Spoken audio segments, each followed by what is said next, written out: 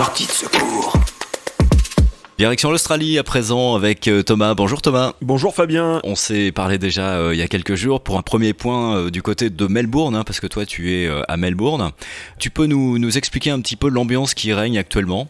L'ambiance est plutôt bonne, une amélioration, puisque les chiffres, comme le dit le Premier ministre australien Scott Morrison, on a réussi à faire flat the curve, c'est-à-dire qu'on a réduit le nombre de nouveaux cas de coronavirus. Tout le monde s'est bien comporté, a respecté les distances sociales envers les uns et les autres, qui est de 1,50 m, mais en général on pratique plutôt le 2 mètres.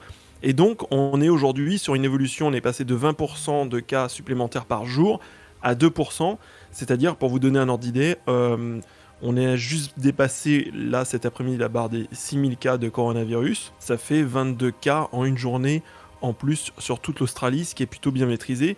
Et on sent d'un point de vue général dans les rues un relâchement, ce qui n'est pas forcément positif, parce que les gens ressortent. Le parc, tout à l'heure, j'habite pas très loin d'Albert Park à Melbourne, était plein de joggers, plein de promeneurs, plein de gens avec leurs enfants, parce qu'en plus aujourd'hui, pour une fois, il a fait beau.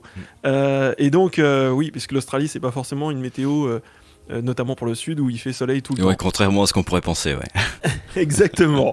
Il n'y a pas de kangourou qui court au milieu d'Albert Park. Quoi qu'il en soit, oui, il y a un petit relâchement, on sent le côté positif, les gens qui ont un petit soulagement en se disant « Ouf, ça y est, on va peut-être pouvoir recommencer à vivre normalement ». Après, d'autres questions se posent sur la suite. Les gens, justement, ont vécu ces derniers jours de quelle façon sur le plan psychologique ? J'ai un peu l'impression qu'en Australie, il y a une certaine discipline quand même, si on compare à la France, non ? On fait peut-être plus attention aux mesures qui doivent être prises. Complètement. Ah oui, les Australiens sont très disciplinés. C'est-à-dire que s'ils partent du principe que s'ils s'autodisciplinent, déjà, il n'y aura pas besoin derrière eux d'avoir une réglementation qui va faire en sorte de les contraindre, mais c'est surtout se dire, nous, on va se contraindre nous-mêmes pour faire en sorte qu'on réduise le nombre de coronavirus, et plus vite ça s'arrête, plus vite on va récupérer notre vie d'avant et une vie normale, notre job, nos amis et notre vie sociale dans les cafés, les restaurants et les salles de sport, etc. Oui, parce que les mesures qui ont été prises ces derniers temps ont impacté évidemment l'économie.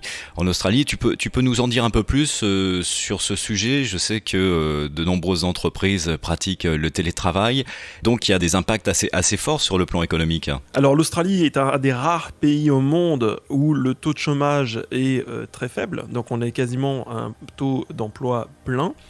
Là, pour une fois, l'Australie va connaître une crise historique. Le gouvernement australien a prévu une enveloppe de 130 milliards de dollars.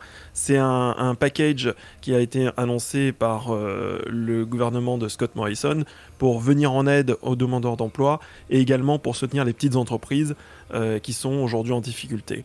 Donc devant les centres pour les faire les demandes de paiement de chômage, aujourd'hui on a la queue, il y a des gens qui attendent et le gouvernement australien a prévu un dédommagement de 1500 $ tous les 15 jours pour les demandeurs d'emploi australiens et pour ceux qui sont résidents permanents. J'ai l'impression que si on compare à l'Europe et à la France en particulier, il y a eu des réactions plus rapides et plus efficaces peut-être de la part du gouvernement australien. C'est le côté anglo-saxon, j'ai envie de dire.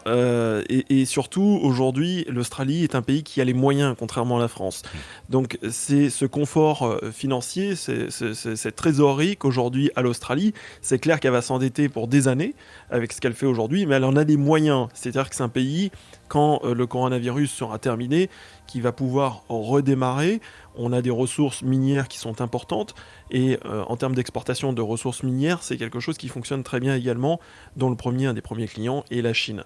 Donc c'est un pays très dynamique et les Australiens ont toujours ce côté, je crois aussi, dans l'aspect économique des choses, que la psychologie fonctionne. C'est-à-dire qu'en étant positif, les choses font en sorte que ça fonctionne aussi. Et comment les Australiens voient ce qui se passe en Europe et la façon dont la crise est gérée ici en Europe et en particulier en France ? Alors ça, pour être transparent avec toi, je n'ai pas assez d'éléments. Je sais juste que moi, des retours que j'ai eus d'Australiens, ils ont surtout regardé de ce qui se passe en Italie aujourd'hui, et c'est exactement ce qu'ils ne veulent pas.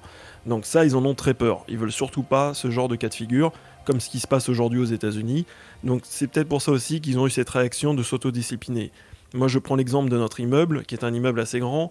Les gens, tout de suite, se sont autoconfinés. On a une boîte mail globale ou un Messenger où on a des jeux, on vous les prête. On a un plan pour avoir des légumes frais par tel primeur, etc., etc. Il y a un petit réseau d'entraide en gardant les distances et toujours, parce que là-dessus, ils sont très, très respectueux. Ouais. Mais ils ne veulent pas un scénario comme les États-Unis ou l'Italie. C'est surtout ça. Merci Thomas pour ce coup d'œil depuis l'Australie. On se retrouve très vite, on se donne des nouvelles bien sûr. Avec plaisir, Fabien.